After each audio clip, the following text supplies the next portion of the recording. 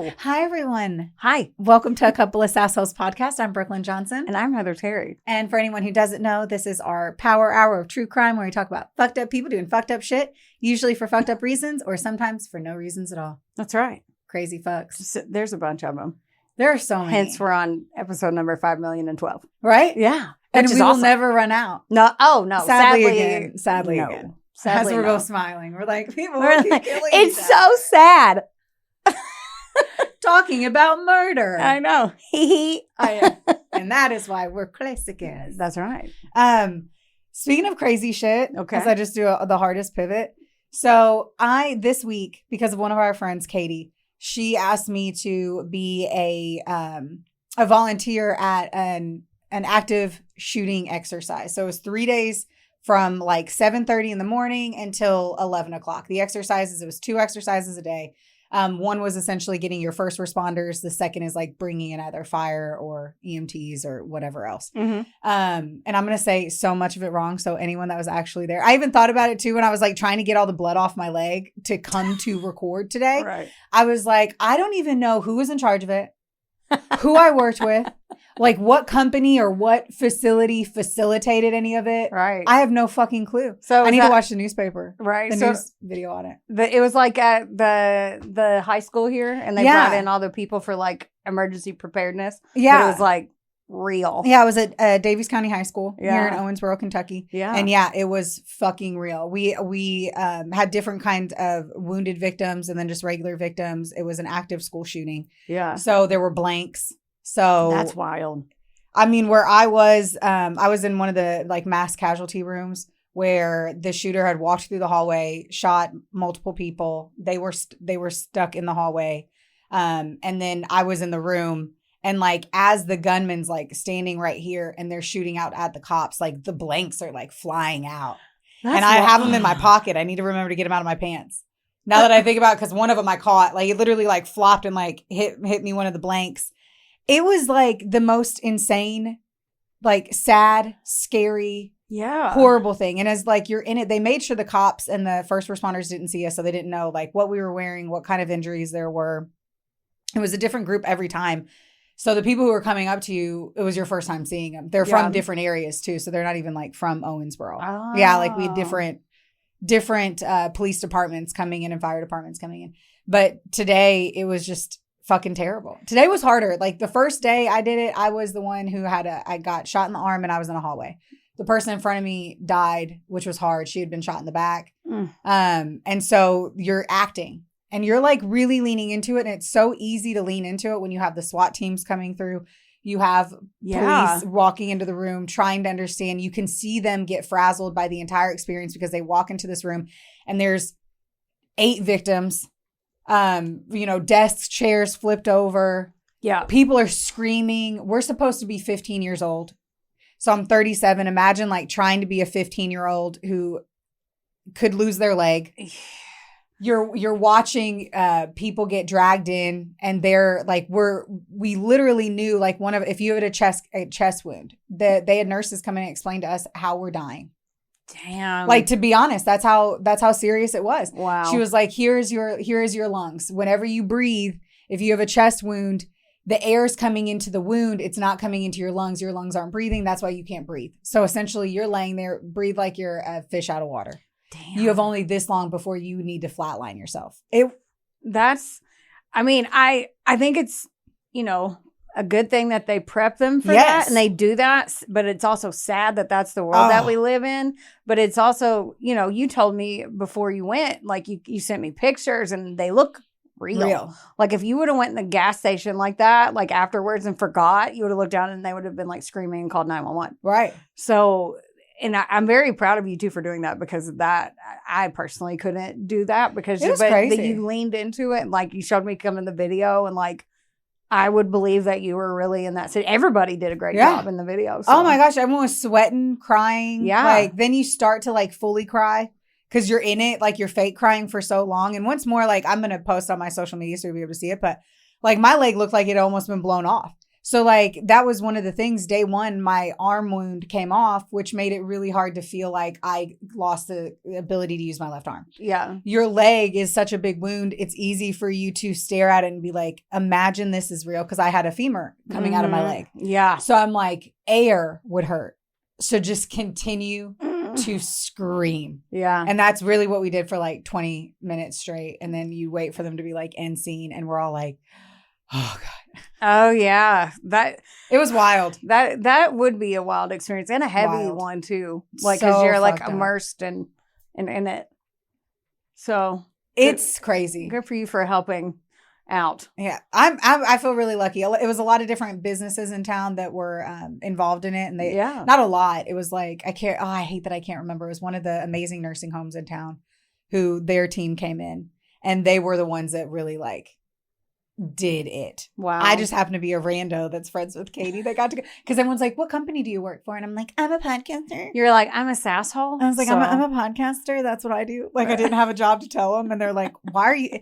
And you don't want to say you're a true crime podcaster because it makes you look gory. Like I'm here for a bad reason versus like I'm here because I love Katie and she asked me to do it. And I also am I always, anything military. Yeah. Anything like police.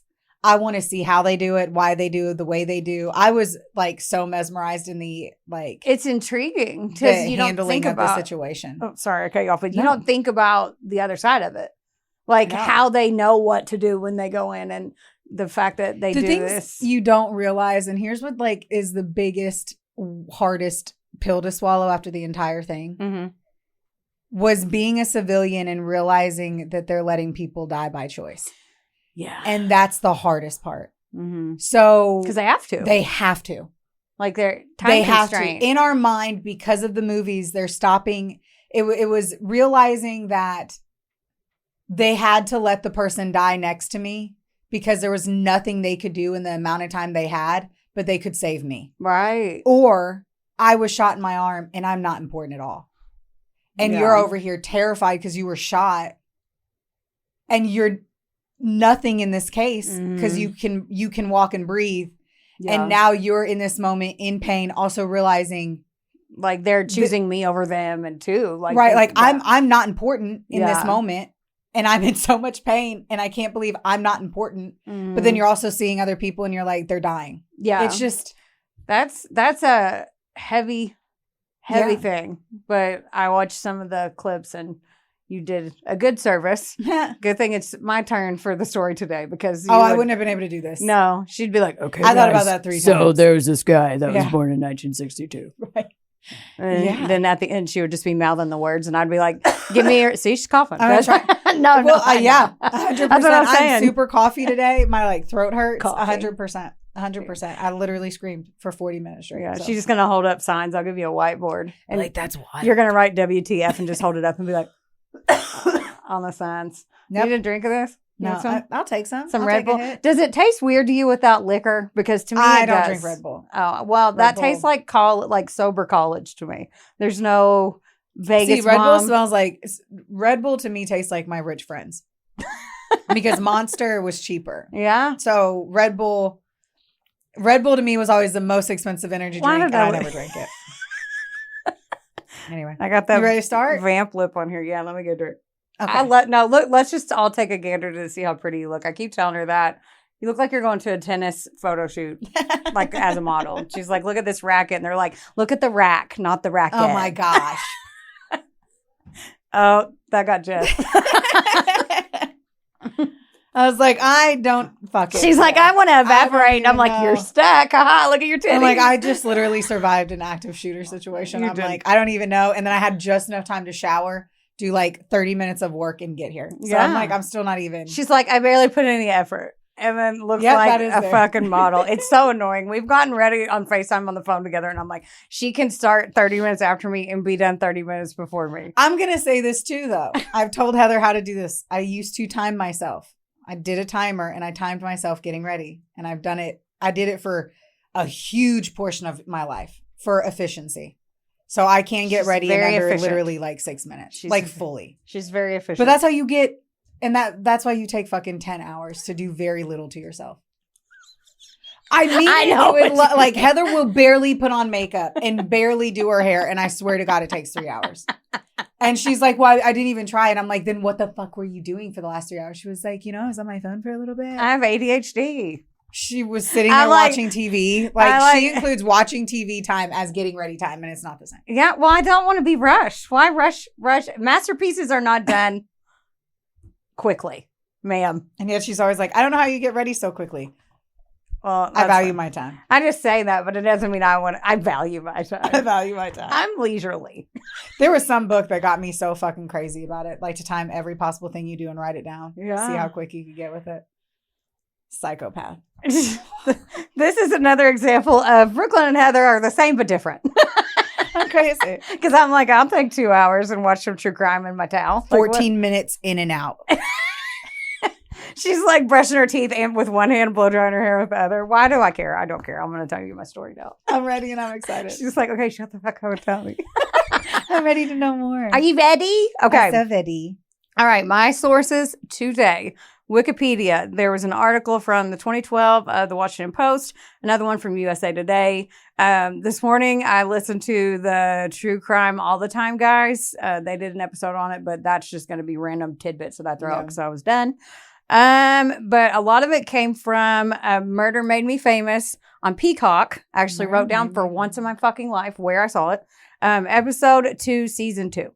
So here we go. Have you ever heard of the older diet that was called the Complete Scarsdale Medical Diet? I had to have because this girl been thick my whole life. What? I've looked up every fucking diet. I remember the one that's like eat a hard-boiled egg and drink 2 glasses of Chardonnay. There's straight up. There's one? No bullshit. There's one from like 1940s where it was literally like 2 glasses of Chardonnay, a hard-boiled egg, lunch. It's like the hard-boiled egg diet. So I know bullshit. It's like it's just wine and hard-boiled eggs. Man, it sounds like heartburn, murder to your liver. Yeah. Which one is this diet? Okay, this one I'm going to show you a picture of the book because it was a New York Times bestseller. 3 million plus copies that were sold. And here it is. The doctors on the front. I remember this. I feel like everybody's mom had that.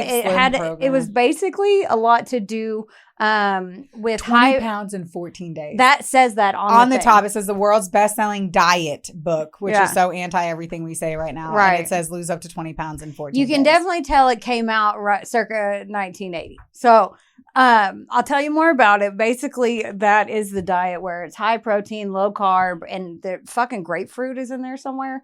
I hate grapefruit, so I don't know. So a nice little citrus element. Yeah, so it sounds like a healthy diet. Sounds like a balanced meal plan. Everybody was obsessed with grapefruits for a while. They were. Yeah. My parents ate them every fucking morning. My papa did too. Yeah, I put sweet. Those little grapefruit spoons. Do you remember those? The fuck is a grapefruit spoon? Don't look at her. Did you grow up poor? Yes, I did too.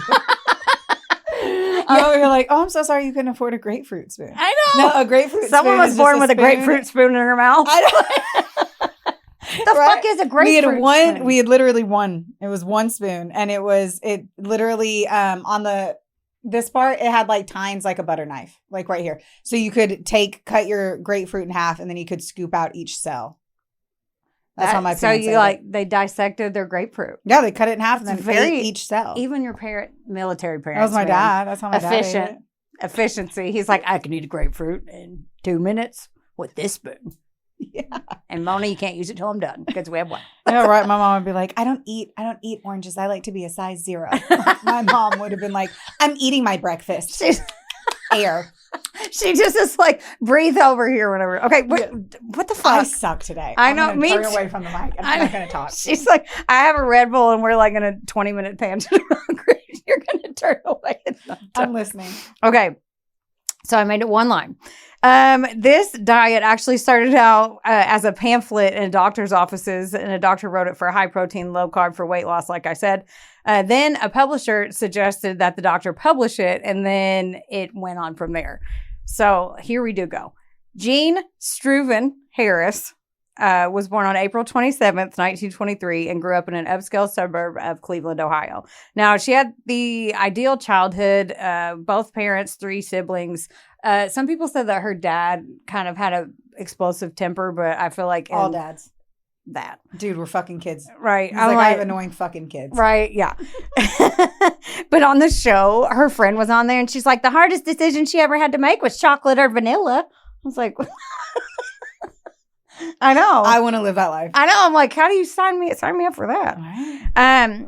She was super, super fucking intelligent, and she went on to get a degree in economics, graduating, I'm going to sound not intelligent, magna cum laude. Is that how you say it? Laude. Laude? Yeah. It looks like magna. I don't know. I hear both. I've heard both. Well, clearly I didn't get it, so I got good grades. I always said laude. I was not magna. When I got it. Come on this latte. What is it?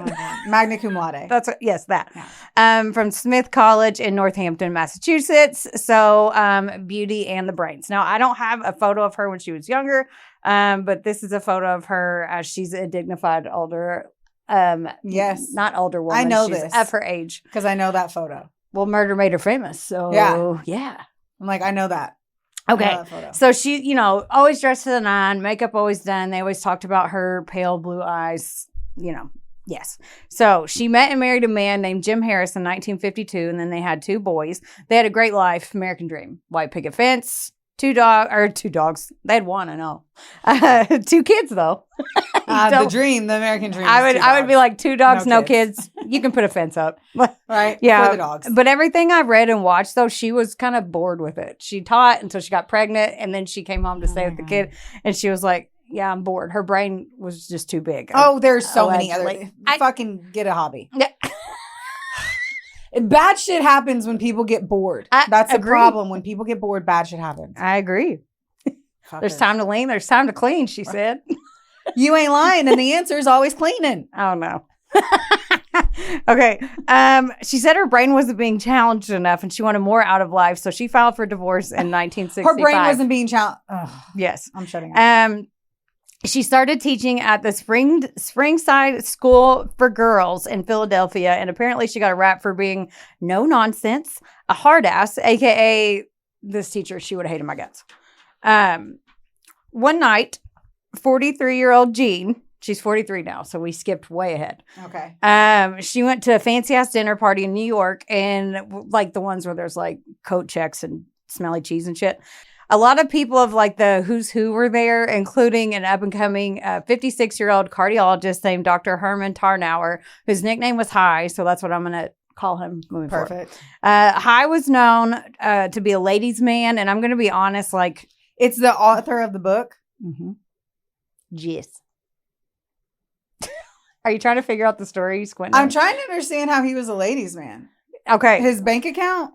Like, are we referencing his appearance or his bank account? This was him when a younger picture of him. Okay, you're helping that a lot here. Yeah. He's not my shot of Tito's. He looks like he's a vampire. That's what I said. He looks like a vampire. He does. Doesn't he look like he should be interviewed with the vampire's uncle? You know what? If he has a deep voice, I can get behind it. Or in front of it. Yeah. But he would have to have the right voice because I would need that whispered in some capacity to make it through the rest. Yeah, I would definitely. Yeah, that's okay. Well, now my phone's locked and I was going to show you a photo. Okay, wow. Another one. Here's a picture of him as he did not age very well, in my opinion. That's him from like the book. That's why I was like, dude, no. Yeah. Like I say no. So like, yeah, that was a younger picture. He was in between those 2 photos when Jean met him. So. No, I'm voting a hard no. Yeah. That's just, I needed that. Right. Yeah. Like the meeting minutes to reflect hard no. She recants her previous statement. Thank you. Previous statement has been recanted. Excluding voices even. Oh. It is a hard no either way. Thank you. Okay. Thank you. Thank you, she said. Where the fuck am I at? Okay. Okay, I have to point out on the show that they did like a mix of the talking head interviews and then reenactments. And in the reenactment when they met, when she was with her friend, and her friend goes, rumor has it that he's well endowed with great treasures, if you know what I mean. Basically, on the thing, they were like, well, he has a big dick. Great treasures. Great treasures. Like, is that he has big balls, bank account? I don't know. She said treasures and it was plural. That's what I'm talking about. Yeah. That wouldn't be dick. He's got big dicks. He's got lots of big old dicks. His dicks is real big. He's well endowed with great treasures. Okay. Anyway. The two of them met. met. Fucking Karen, how you know about his dick? That's the This rumors. is a time ain't nobody need to be talking about dicks. Back then, we didn't even know that's what we cared about. I don't know. So anyway, the two of them met at that party through a mutual friend, and they immediately hit it off. Now remember, Jean's smart as fuck, and so obviously so is Dr. High.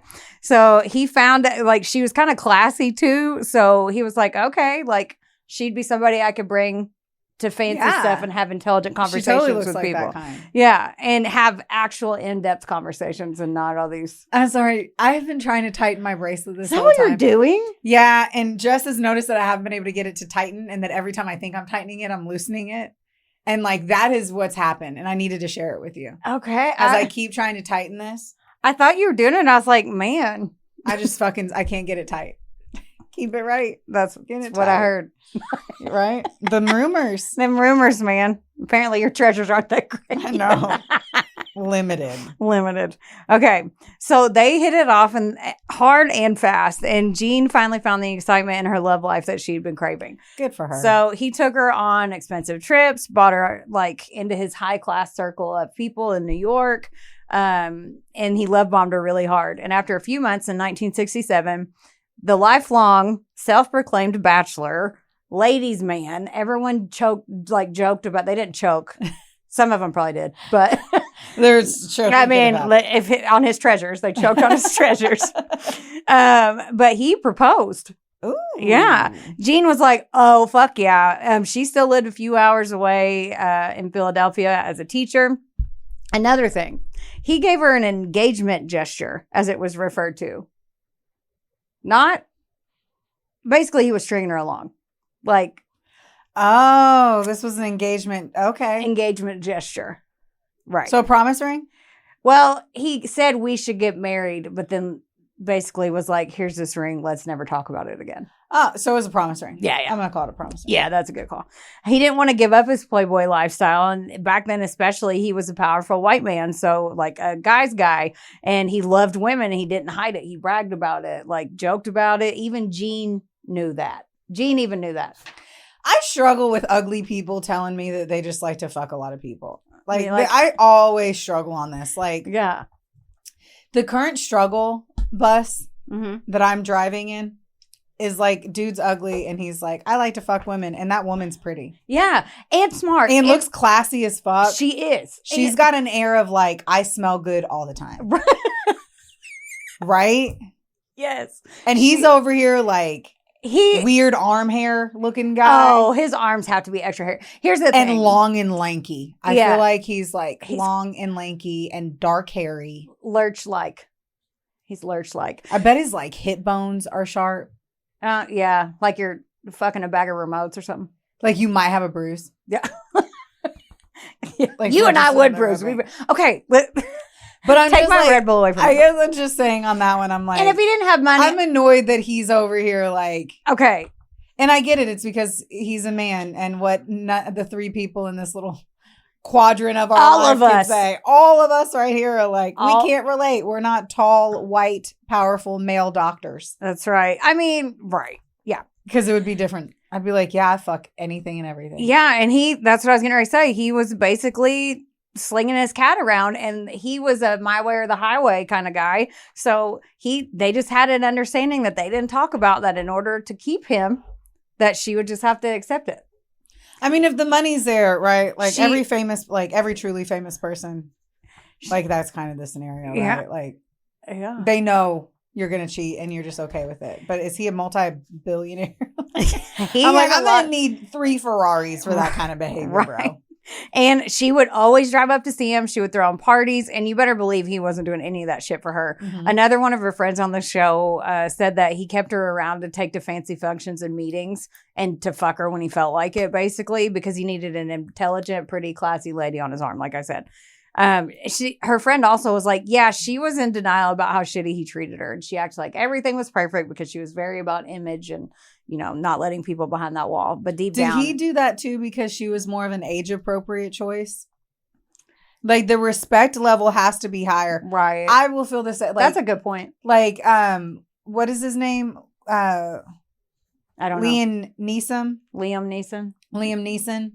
His wife died back in like 2006. He never dated anyone, and it's the first time he's ever been on the red carpet again with like Pamela Anderson. And they're so cute. And it's the fact that it's Pamela Anderson who's an age-appropriate choice. Like, Liam Neeson could be fucking a 22-year-old right now if he wanted to. Yeah. Never had a woman on the red carpet. And then he picked Pamela Anderson, who's the same age. I'm so here for that, by the way. I don't even know what their ages are, but I'm here for that. And that's why I wonder, too, if I'm like, that's a good she point. is so much more age-appropriate than him bringing who he's actually probably fucking. Yeah. And now he gets, like, real respect because people are like, look at that. But you're saying, too, he didn't hide it.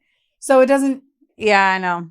I don't get it. Her friend was like, she acted like it, but deep down she knew. Finally, Jean calls him one day and she's like, oh, hi, school's getting ready to start back up. Don't you think we need to set a wedding date? Like, where am I going to live or what? He's like, yeah, I can't do it. I just can't. But you can keep the ring.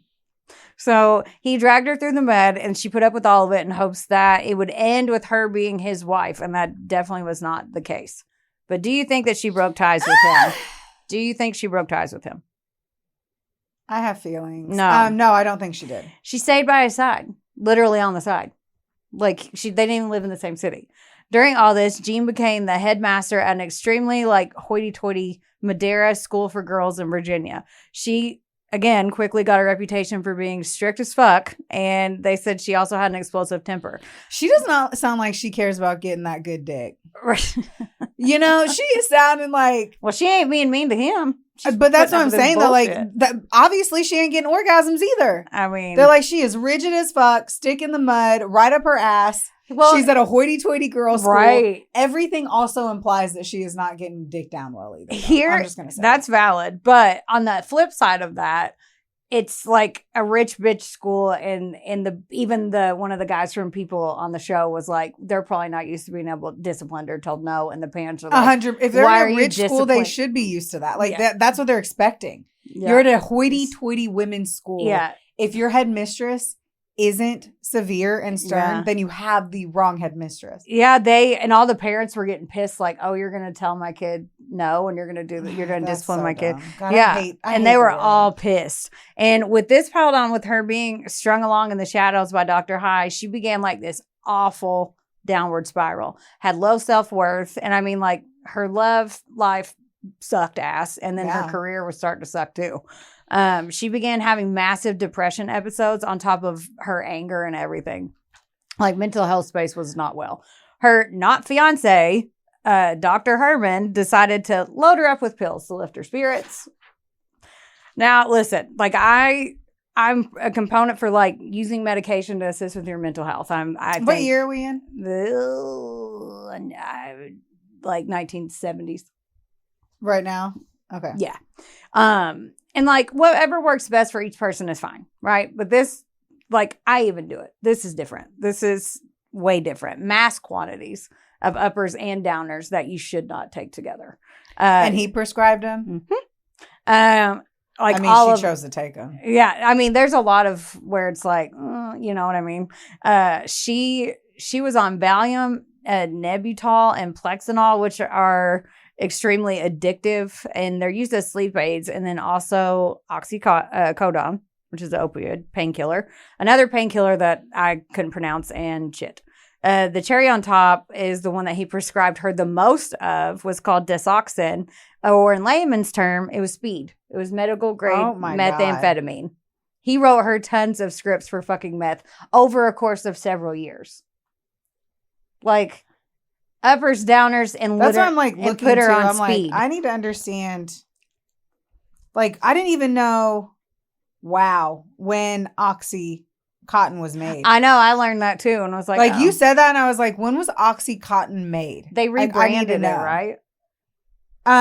It was synthesized essentially in 1960 in Germany after during the war and everything. But fucking hell, right? And so he's got her strung out. And still thinking that's 100% strong. And still thinking that she's his girlfriend. And then that's her choice. Yeah, agreed. He ended it. Agreed.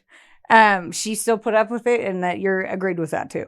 He started fucking 33-year-old admin assistant Lynn Triforos.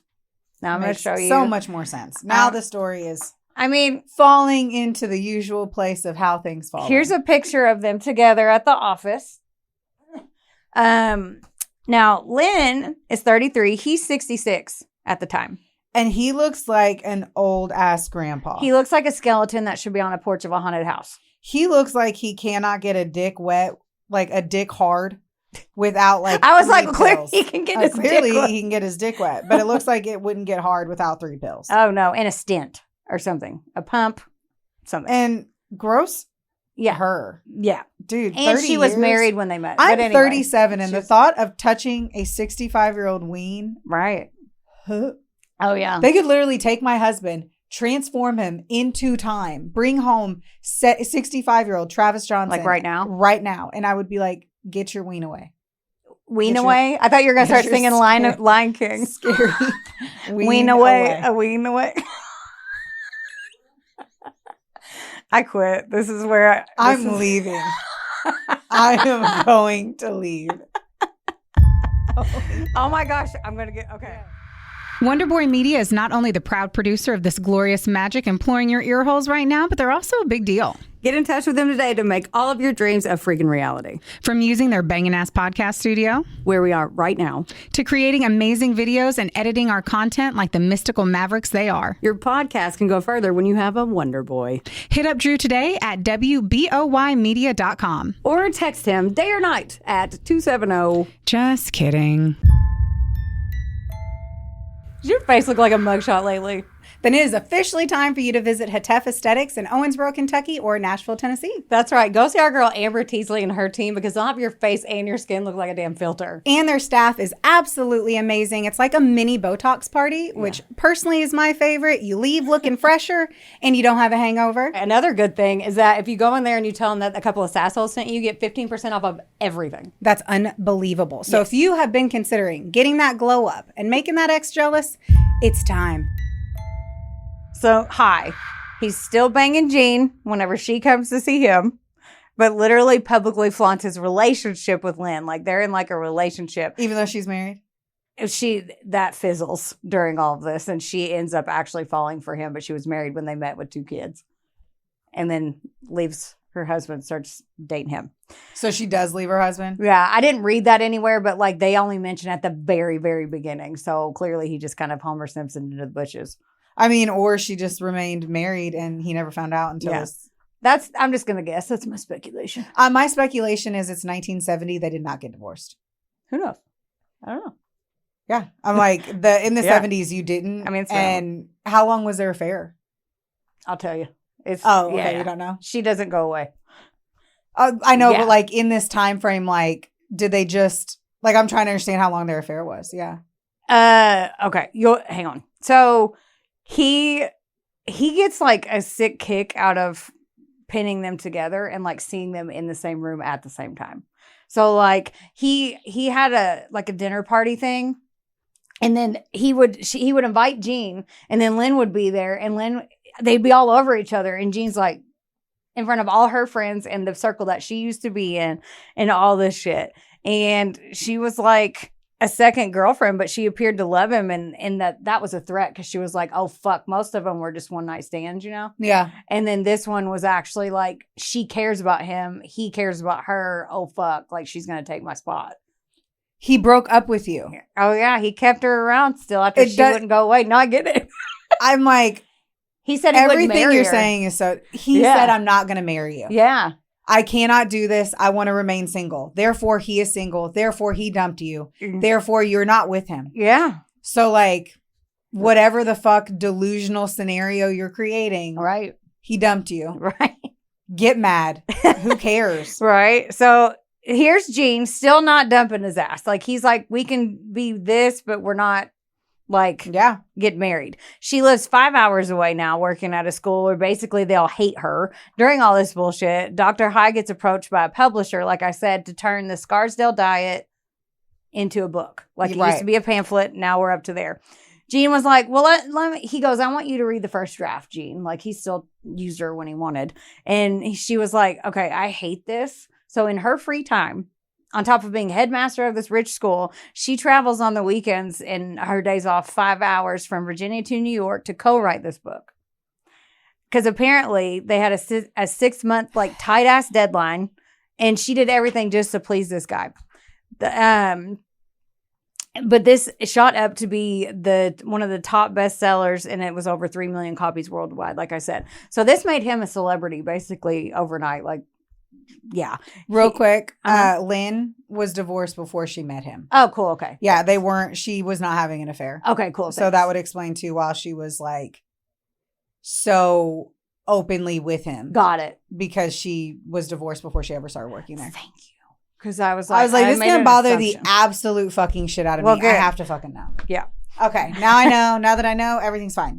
She was divorced. Okay, good. So Dr. High was like in magazines, on TV, like his face was everywhere. He was turning into a celebrity. Jean was under the impression before it was published that she would be a co-author. No. However, honey. Oh my God, this girl. However, they put Dr. High's name and Sam Sinclair Baker on the cover, and she had a one-line mention in the book. And it said, quote, "We are grateful to Jean Harris for her splendid assistance in the research and writing of this book, ... That's it. She literally basically wrote it. Yeah. Like he gave her the information. I love her. Yeah. But that is for someone like these are the things that kill me when we're always like, someone is known for being highly intelligent and then they consistently prove otherwise. Right. She has not proven to me through any of her actions that she's highly intelligent. And I say that with like love. I'm not trying to be a dick. Right. Even though I'm usually kind of a dick. Right. But I'm like, none of that was smart. She was good looking and like he wasn't the only guy. Right. She could have gone another one. She held on to this dude really fucking hard and he was shit and treated her like shit. And then if there's no way that she didn't have evidence, like when you're a co-writer, it's in writing everywhere. Yeah. Yep. Man. So Lynn, okay, so he's a millionaire celebrity, still dates Jean when she's around, but dates Lynn out in the open all the time whenever Jean's not there. So he basically girlfriend swaps. Lynn's not innocent. She's being like kind of catty too. And of course she is. Yeah. And Jean hasn't lost her shit yet because she's trying to still be classy. Then Jean opens the New York Times one day and sees an ad that Lynn took out to wish High a happy new year as a public fuck you. Like she did that intentionally because she knew that all Jean's friends were going to see that. Yeah, so that she was like, no. I love being petty in the 70s. Right. I took an ad out in the paper. Took an ad out. And that literally was the number one way to be like a fuck you was ads in the fucking paper. Right. I love it. She used to run in those circles and now Lynn was like, well, I'm replacing you. I have a younger model, so ha.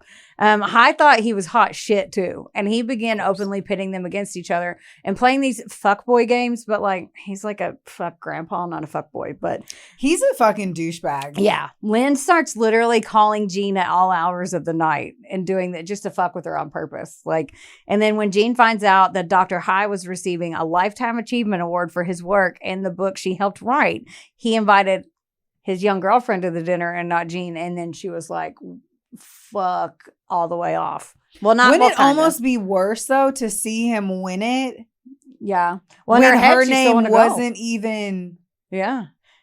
In her head, she was still wanting to be on his arm. We still know what was in her head. Yeah, I mean, you're right. You know what I mean? She claims till the end. Yeah.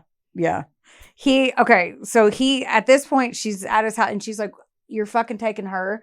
He's like, all right, that's it. I can't take this anymore. I'm literally done. We are ending it. Done. We are done with this. And he's like, get out of my place. And then she goes back to the job. He's probably like, cool. I've tried to do this whole fucking time. He was like, I was playing games with you. He was just stringing her along like this the whole time. Honestly, it sounds like he wasn't doing shit unless she like was like, I'm gonna come over and fuck and suck you today. Well, he definitely wasn't. Do you know like, what I mean? Like, yeah, right. Yeah. That's what I'm saying though. Like he wasn't called like unless he was making a shitty situation out of something. Yeah. It doesn't sound like he was ever initiating anything. Yeah, he definitely gave her little breadcrumbs to follow, but like he wasn't reciprocating. He was like, sure, you can follow me around and be obsessed with me. And I like these two women. Look at me, I'm a badass. All these women are fighting over me. And he like loved it.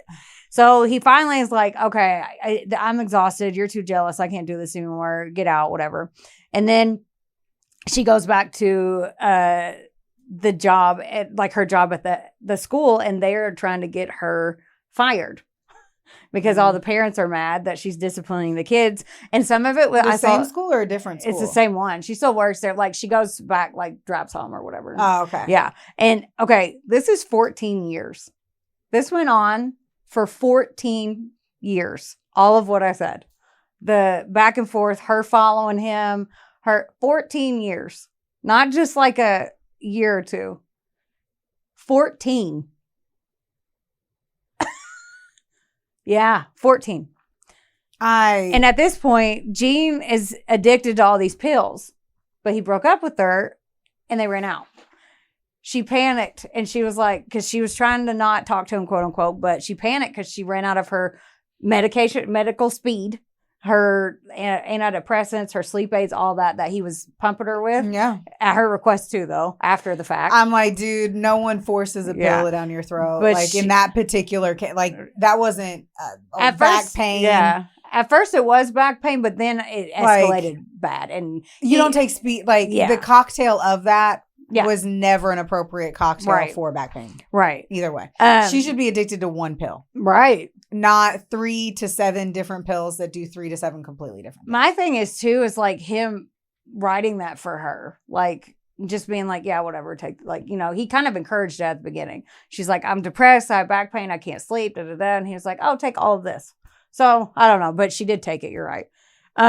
Yes. So, she went to a doctor and asked for a script for her issues. Yeah. Like she 1000% asked for it. And then she took that script, went to a pharmacy and consistently took those pills for 14 years and paid for them. Right. So yes. So she calls him because she's like, I don't have my shit. And you're not just supposed to cold turkey stop taking any of that stuff. Like you have to wean yourself off of like the mental health drugs, especially. And he was like, yeah, I'll send it. And he never did. He was like, that's not my girlfriend. Like, I'm not even fucking with her anymore. She could just go to another doctor. Yeah. Well, that's all she had to do was go to another doctor and be like, this was my doctor. I've been on these meds for the last, like. She had other options. 10 that I can think of. Right. And so on March 8th, 1990, Jean writes a long-ass 11-page manic letter to High, and she throws that motherfucker in the mail. I read a little bit from the letter, and I'll read a little bit more here shortly, but not all of it has been released, just some of it. But it's been come to known as the Scarsdale letter. Now, on March 10th, Jean is like, she's starting to come down a little bit. She's like, oh my God, what the fuck did I do? He's never going to speak to me again. She starts to panic. She calls him, and he finally answers. She's like, oh my God, please do not open that letter. I'm so sorry. I made a mistake. Do not open it. Now, would you open it? Duh. Okay, me too. She knew he would too. Anyone would. I know. She's like, I would not be like, okay, cool. You're saying you made a mistake. What the fuck is in that letter? It's the same thing with you saying some crazy ass shit on my voicemail. Come find my phone, break into my bedroom, steal my phone while I'm doing homework. Like, let's make this a sitcom. Right. Like, somehow get the voicemail deleted off my phone. Like, I'm not going to believe you. No. Now, some of the stuff there's a lot of different stories on the way this went down. Now, some of it's speculation, but most of it's Jean's story. And you'll see the holes that can be poked through. So I'm just going to power through this. So it's pouring down rain. It's storming. Jean had bought a gun 18 months before this for protection. She brings her revolver and the extra bullets and some leftover flowers that one of the students gave her that week. So she says her plan is to make the 5-hour drive in the middle of the night, make a big scene, profess her love to Dr. High, and then go across the street, tell him one last goodbye, and shoot herself in a park that she loved across the street. The flowers were like a final goodbye, she said. Again, that's what she said. So she busts in his room in the middle of the night, wakes him up, and she's like, hey, we need to talk. And he was like, can you please get the fuck out of my room? It is the middle of the night. How the fuck did you get in here? Yeah, like, please. That would be terrifying. Yeah, please get the fuck out of my room. I told you no. Yeah. Like, he told her no over the phone, and she's like, fuck you, I'm going to drive 5 hours in the middle of the night. So she walks into his bathroom. She was like, all right, fine. 5-hour drive. She probably has to pee, whatever. So apparently she walks into the bathroom. His housekeeper lived, Dr. High's housekeeper lived on the property with him. And one of her duties when she knew Jean was coming for those however long Lynn was around, was to swap out their stuff. So when Jean would leave, the housekeeper was tasked to put Lynn's stuff back in his bathroom. Oh, well, she didn't know, they didn't know she was coming. So guess whose shit was all over her bathroom? Like lingerie, makeup, rollers, all this shit. Jean lost her fucking mind. Like, it shoved her over the edge. She started flipping the fuck out. He gets out of bed and he was like, what? Because she's throwing shit. She breaks the window. Like, she threw something at the window so hard she broke it. And he gets out and he hit her in the face. Like, he was like, I need you to calm the fuck down. He hit her in the face. And so she said she grabs the gun. She puts it to her temple to kill herself right there in front of him because she's like, all right, well, you're going to suffer now. Yeah. He goes to grab the gun from her and she shoots him in the hand. Right in like the meaty part, like between your index finger and your thumb. Oh my gosh. Yeah. Like a meaty, like he's like, no. And she's like, pfft. So he, he goes to the bathroom to wrap it up or whatever. And he was like, I'm going to call 911. Then this is where her story starts changing multiple times because it always does. It sounds like the appropriate time to lie. Yeah. Right. Sounds like the good time to lie. Right. The ballistics show that she shot him 3 more times after this. So this is a revolver, and I had in the 22-second Google search that I did because I know nothing basically about guns. And it has 6 bullets in the chamber. Jean had fired a test round at her house in the garage before she left. So after that, and shooting Dr. High a total of 4 times, when she turned the gun to herself and fired, the chamber was empty, is what she said. So she went to reload the extra bullets from her pocket, but they said that she never learned how to empty and reload the gun. So she started just hitting it, trying to get it out on the counter in the bathroom, and it broke. This is what she says. She's like, oh my God. Are you fucking kidding me? Yeah, I knew that I was going to send you. Yeah. Are you fucking kidding me? Yep. That's what she said. Yes. Who's joking with me? Who's joking? Who's kidding? Who's kidding? Yeah. So, that just sounds like a good way to get shot is like by hitting a gun up against a counter. Right. Like assuming that you're out of bullets. But I also have to say too, like, to me, the base of any kind of situation of murder or killing yourself that involves a gun, the most important thing would be understanding the amount of bullets. And then having one left to kill myself. She the most important thing I can think in any and all of any scenario. Yeah. If my end game was to kill myself with a gun, I would then have that one bullet in my pocket. By the way, no she matter brought what. 100 bullets. Anyway. Of right. So what? I know. But she didn't know how to get them out? Right. She shot the one time in the garage and was like, fuck it, I got this, let's go. Like, she wasn't in her right mind, obviously. You can definitely tell. She drove, like, she was on drugs, like prescription drugs. Like, and then she was coming down from them. She wasn't in her, she was in a different state. I'm not defending her. I'm just saying, I don't think we could have done anything to help. The amount of frying of that egg on drugs in that skillet. Oh my God, do you remember that commercial? Yes, I do. And that's why I said it. And I'm just like, the amount of drugs that she was doing for as long as she was, you're right. Right. Like, there's no... And then stop automatically and then be pissed off and then find the person who took the love of your life away. And all of it, she was already mentally ill from like the relationship and how she felt. There was a lot of other stuff. I'm sure there's so many things we don't know about as to like how much he... what... Can I finish my damn sentence? Fuck. God, I know I'm trying to say, yes, I'm sure there are so many things where he like played her along that we don't see, that we don't understand, that he probably said shit that we don't know that made her feel like, but we also fully are aware that people are crazy and think that there is a relationship that is not going on. Yeah. And like a dude wants to fuck anything. We also guys are simple. They want to get their dick wet. So even if a guy doesn't like you, he will still have sex with you every time you try to have sex with him. Yeah. Or take you to a party where they're not going to laugh at him for, fucking a 33-year-old. Right. So he, okay. So bangs the gun, stops. She says, oh my God, what the fuck did I do? And she leaves to get help, is what she says. She drives off. She passes the cop speeding to his house, turns around to meet them. Then she runs up to the cops and she's like, doctor's in there. He's been shot. And they're like, they run up there to do it. And they're like, who did this? And she goes, me. I wanted to kill myself. And they're like, what? I don't think you did it right. Right. Yeah. So the ambulance was 10 minutes too late getting to him. He died 10 minutes before the ambulance got there because apparently it took a long time to get to him for some reason. So the media went bananas. Famous doctor, rich white lady, basically. You know what I mean? Like, what? And, dude, I'd be flabbergasted by this now. Yeah. And her photo was immediately everywhere on the news. Even her friends were like, what? They saw her on the news.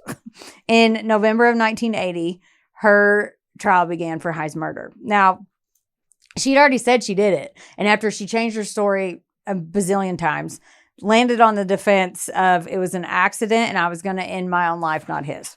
The prosecutors were worried before the trial because her lawyers immediately were like, we're going to go on a battered woman press junket. And, okay. Yeah. And choices. Yeah. And they, even the prosecutors were like, it only takes one woman juror to have a mistrial to feel sympathetic for her because of the emotional abuse and all that stuff that they could talk about in great detail. And like, you can spin this a million different ways. Oh, there are so many ways to bake this bread. Right. Fuck, man. I mean, bake this bread. No, because I'm thinking about it and it's like, you could spin it. It makes you think. So many ways. There are so many ways, especially because of all the drugs that she was taking. That's the hardest part of this. Because you want to be like, sweetheart, I wish you had a good enough friend to grab your face a little roughly and be like, honey, right? You're going to need to stop this. Yeah. This guy is killing you. And he's treating you like garbage. And like, we're done with this? Right. You and I are going to go, I'm going to take you to get a haircut. We're going to get a tattoo. We're going to get some ice cream and we're going to Nash Vegas. Like, I want to do all that now. Those would be the things that you, like, you needed a girlfriend to come in. Yeah. And save the day. That's right. And another PSA. Save the fucking day. Yes. If you have a friend that you know is going through a hard time, save the fucking day. Yeah, that is a good PSA. Save the fucking day. Save the fucking day. That's right. Because once more, a good thing of ice cream, a banging haircut, and a tattoo will fix a lot of things. I know. I kind of want to take me to do all that. So save my fucking day. So the prosecutors are like, they're worried about that. I mean, look, he didn't deserve to die. He treated her like dog shit, mentally abused her. And they said something about intimidation, but I didn't go down that rabbit hole for 14 years. But it only takes one woman to be like, well, fuck him. There was even women on the news that were like, dude, I would have shot him myself. Like, because they used to be able to say whatever the fuck they wanted to on live TV. They're like, yeah. So they were like, okay, we need to offer her a plea deal beforehand. But Jean, who cared about status, would, most people would be like, yeah, I don't want to roll the dice for manslaughter and a lighter sentence. It's a no-brainer. But Jean couldn't let go of her pride. And heavily against legal advice, she turned it down. Her lawyers basically had an uphill battle with her the whole time because she was too smart for her own fucking good. She was not too smart for her own fucking good. She was not. Yeah. Oh my God, there's nothing. You have been given not one sentence of information that implies that she was too smart for her own fucking good. Nothing she did was smart. Yeah. I mean, agreed. Like, so what was too smart? For being too dumb? I'm like, no. So fuck.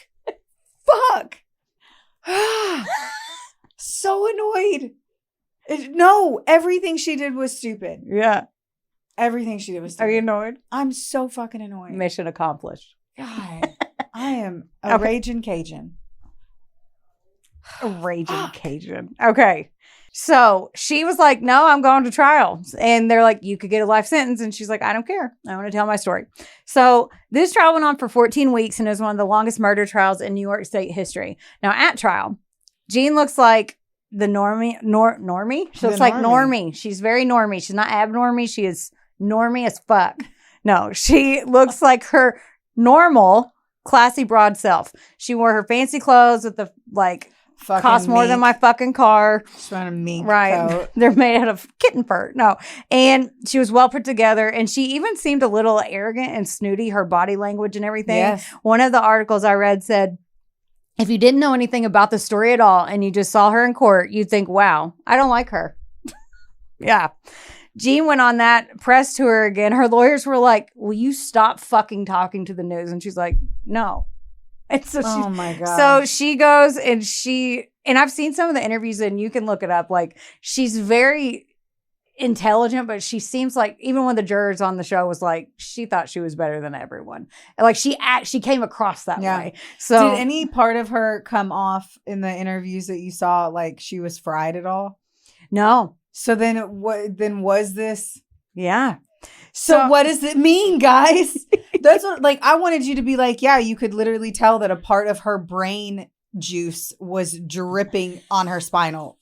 Like, fucking, you could see. Is that the medical when she was term? talking, she was like, yeah, and then like the lights are off. He walked in there and I killed him. I thought I was killing myself. Like, I needed that. Yeah, no. Because then it's like, so then she just did stupid shit. She came across as real shitty. Now listen, Jean killed someone, but as a person, they did point out, like, in the story, as it was so like sensationalized, they didn't point out the fact that like she tutored students. She was a mentor to some of the students. Like, not everyone at the school hated her. So she wasn't a terrible human per se, but she was still she killed somebody. Right. So her pride got the best of her. Oh my God, this is going to piss me. I'm going to get re-pissed. Okay. Her pride got the best of her. She took the stand, even though the lawyer was basically like, everyone thinks you're a dick. Please do not get up there. You're going to look like a dick. And she was like, no. So she got up there. She came across again shitty. But guess what the prosecution had? The Scarsdale letter that she wrote. They got it. Her 11-page manic letter. It was bitter and mean and shitty. And she was called, like, she was coming down on drugs, but I'm not using that as an excuse. I'm just pointing that out for her manic headspace. Basically, literally calling his girlfriend Lynn every name in the book. You're whore, adulteress, slut, even psychotic whore. For 11 pages, she detailed, I couldn't read all of it, but the clips it was like basically saying, you promised me this, darling. You promised me this, like he would call her darling. And she was quoting everything that for 11 pages about what he did and false promises, she said. It was a reflection of her state of mind at the time as well, because it was 2 days before she shot him. Yeah. On accident, quote unquote. Now, on accident 3 or 4 times. Right. Exactly. Here, like, I was trying to find all of it, but 14 weeks of court stuff, I was not. ChatGPT was like, you can dig into the court. No, I'm not reading 14 weeks of court documents. I was like, isn't that what you're supposed to do because your brain computes faster than ours? I know. I was like, you do it, Al. Fuck off. God. And ChatGPT said it was, quote, full of violent, emotional. Well, that's not what they said. I misquoted. ChatGPT said it was full of violent emotion and self-revelatory passages, vividly illustrating her inner turmoil. Her friend on the show was like, I mean, I wouldn't even repeat it. It was terrible. It was awful language. Her friend's an older broad. She's in the funny. 90s. Right. And she listed all the things that he had done wrong. And it also showed how jealous she was of Lynn. Now, if that letter had not been presented in court, like, you don't really know what would have happened. Anything could have happened. I mean, truly, you don't know. It was basically, there was still a shot that she might have swayed one female. It sucks when you're crazy, like when you have a moment of crazy. Right. And I've said this 1,000 times. Right. Another PSA.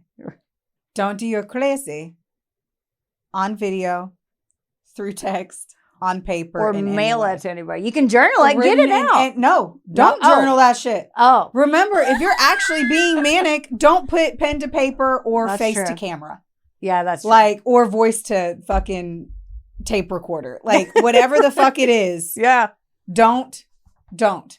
You can do it, but then burn it. Oh, yeah, that's a good point. Yeah. Get it out. Release it. Don't keep it, because that's how a whole bunch about Verity. Did anyone see the fucking... Right. Did anyone read the book Verity? Yeah.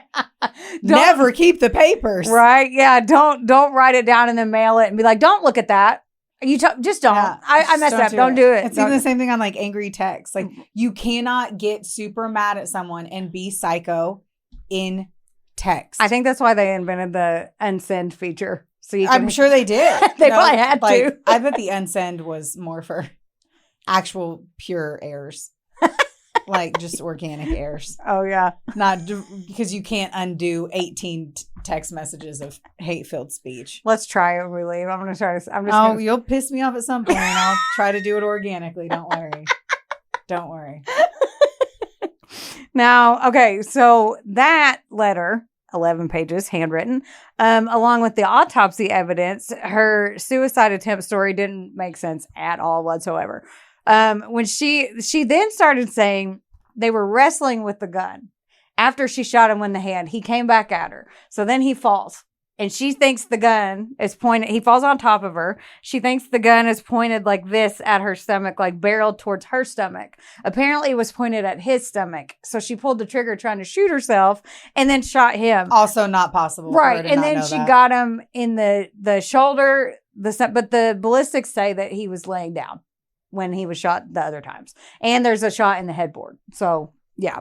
I just, if you accidentally shoot someone, it's a one-time thing. You're going to be like, oh my God, I fucking shot you. I'm going to put the gun down. Right. I'm not going to keep going. That's why it But made no sense. if it's in a battle situation.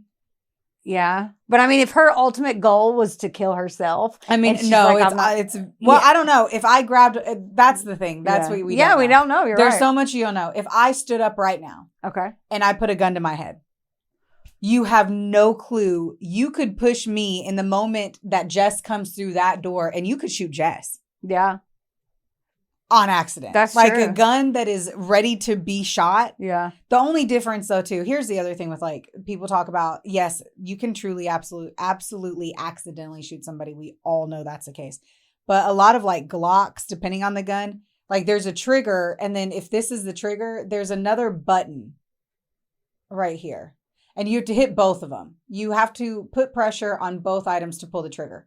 It can't happen if I just hit the trigger down here. My finger has to be on it to push it with intention. Yeah. So automatically, I don't know the kind of, like I wasn't paying attention to the gun type, but like a gun still, a trigger requires intention. Yeah. It's not a tap.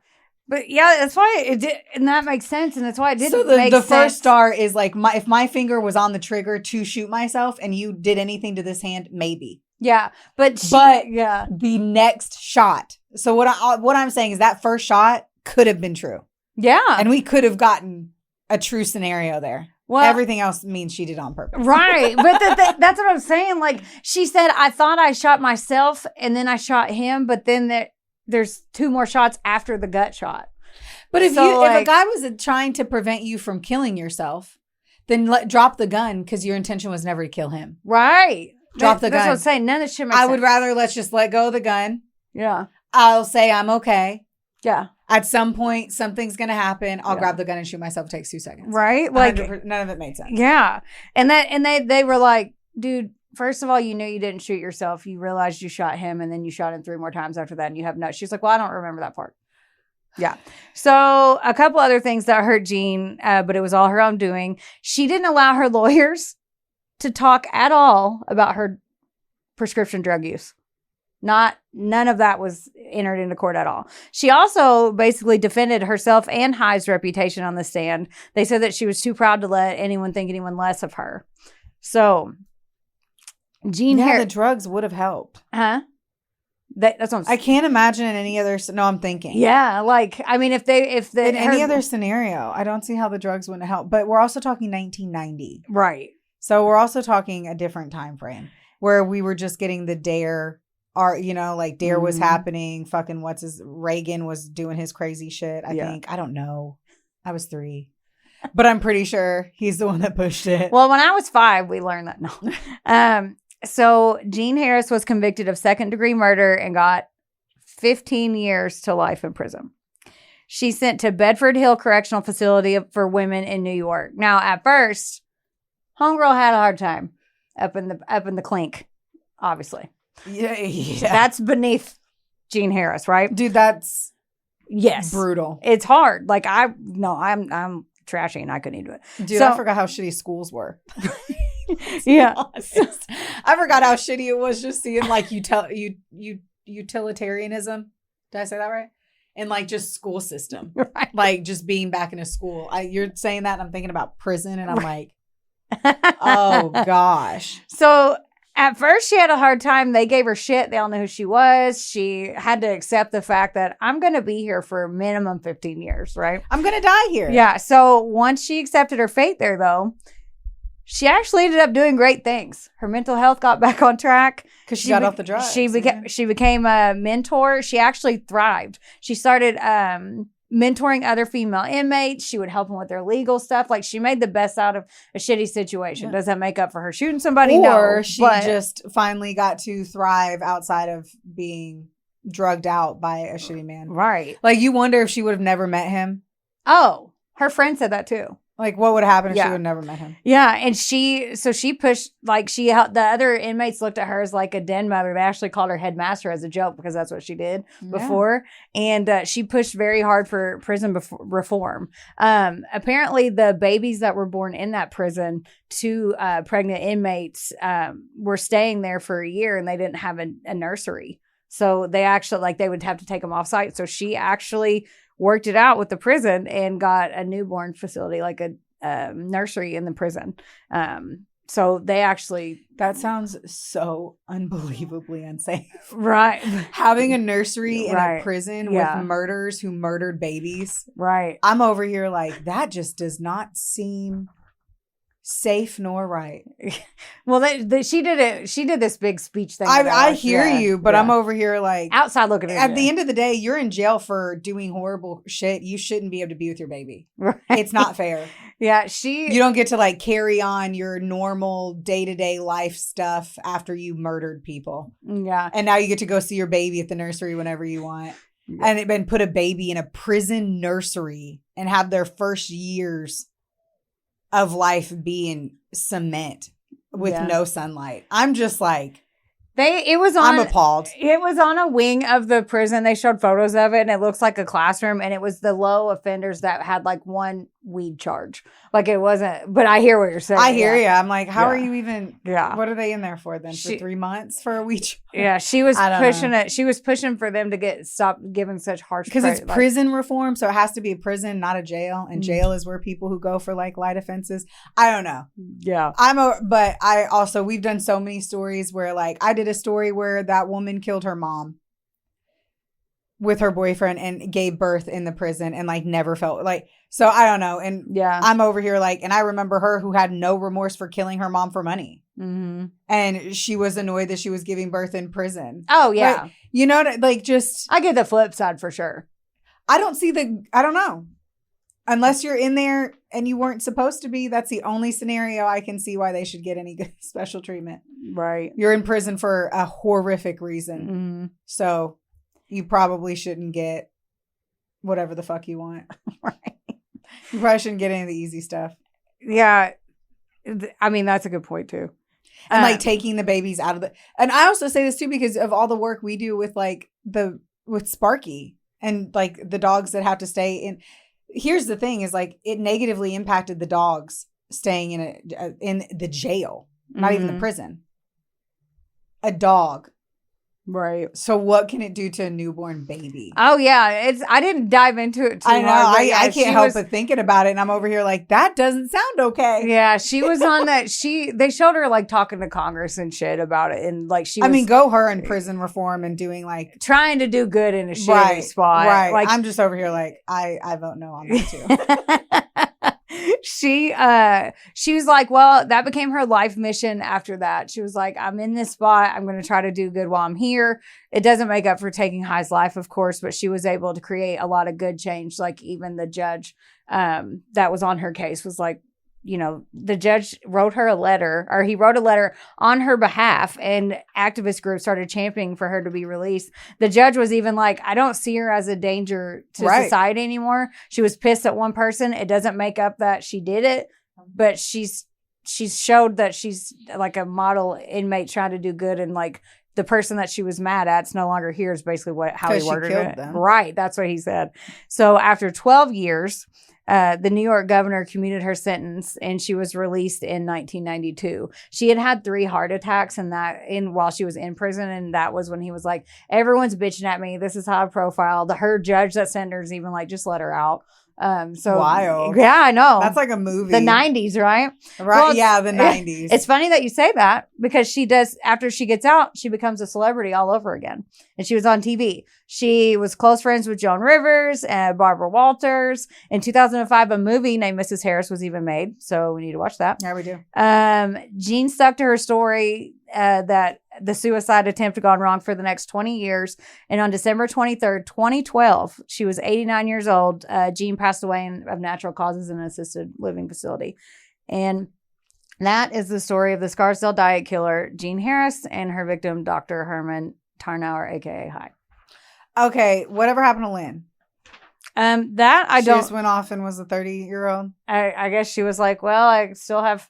Who got his money? They didn't talk about all the will, but they did leave 200 because there's so much in that 14 years that, of course. Like one of them was that Lynn sent her a copy of an updated will and that she had crossed Why Jean's would name Jean's out name ever have been on a will? because they were like in love, quote unquote. But she ended up, he kept her on the will, and she was supposed to get she didn't know it, but she was supposed to get $225,000, and I'm obviously amazed he she even didn't had get her it. like on a will. Me too. I'm blown away by that. Me too. Which means he cared for her way more than we know. Right. Which means he lied way more than we know. I think he was. If he's on the will, or Right. I mean, sorry, if she was on the will, then we are incorrectly informed. Right. Yeah. It's For been sure. and every So to make the choice to put someone on a will is a lot of choice. Yep. And you have a lot of time to take it off. And it's not that hard to take it off. Mm.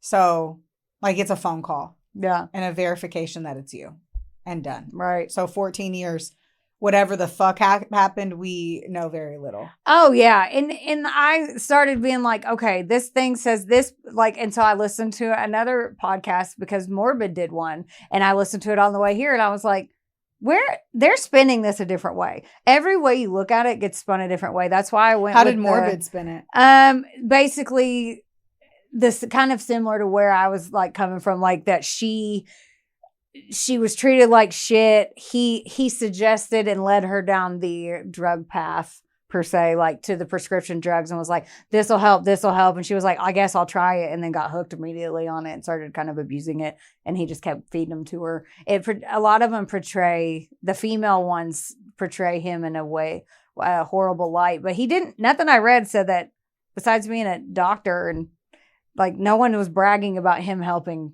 people besides his patients, and he did that for money. So I'm not speaking ill of the dead, but a lot of them were like, he's a fuck boy, and he led her on because he was a doctor because it made him money, not because he necessarily like wanted to save lives. Like he wanted to make money. Yeah, at first he made the money. Yeah, whatever. At first he was because he was a vet, so he like was in one of the war. I don't forget which one, but he was in a war and was a medic, and then came back over and then opened his practice and grew it from there. So I think the intention was there, but then he got some chet in his pocket, or it's just life. Who knows? Life beats you down pretty hard, and maybe should. I don't know. Who knows? Who fucking knows? That's a crazy story. Very frustrating. Very sad. Yeah, a lot of feelings. I don't even know. There's a lot of feelings, and there's no way to tie it in a bow. No. I don't even know how I feel afterwards. Yeah. You know, I'm like, did I like it? Am I mad still? I don't even know how I feel. I'm frustrated by it. I'm happy she got out, to be honest. Yeah, it's hard not to be happy with that, but I mean, you feel horrible for saying that. Yes. I feel really bad about a lot of the things I say on this podcast. I'm over here like, them mothers shouldn't be able to spend time with their babies. I'm not a mom, like a complete dick. You know, I don't fucking know shit. But I am telling you, usually you're in there for bad things. Yeah. You don't get to then make your baby be fucking 2 years in a clink. Like, my thought is like the what it's done to the kid spending the first few years in the jail prison system. I agree. And all of that stuff. But I don't know. That's wild. I feel really bad for her. I wish she wouldn't have met the guy. The guy sounds like a dick. He probably shouldn't have died, but. Yeah. I mean, he was a dick. He deserved to get punched in the wiener, but not shot, not killed. Or maybe he doesn't. I'm still not ever like you cannot feel bad for communicating how you feel in a relationship with somebody. And if they don't take it, the way they should, that's not your fault. Yeah. So I'm also like, if this dude legit was like, dude, I do care for you, but I really like puss. And I'm trying to fuck. And I'm trying to get that dick wet. So like, I'm down to keep you in my life to whatever capacity. You can be the one that comes to me with like my fancy stuff because you're so much more entertaining than these broads. But like, I'm going to keep fucking other bitches. Yeah. Like at the end of the day, he said, I cannot marry you. I cannot do this. I don't want to. Anything that happens after that. That's true. It's no one's fault but the person who then chose to not listen. That's so another either way, yes, she was doing drugs. Yes to all of this.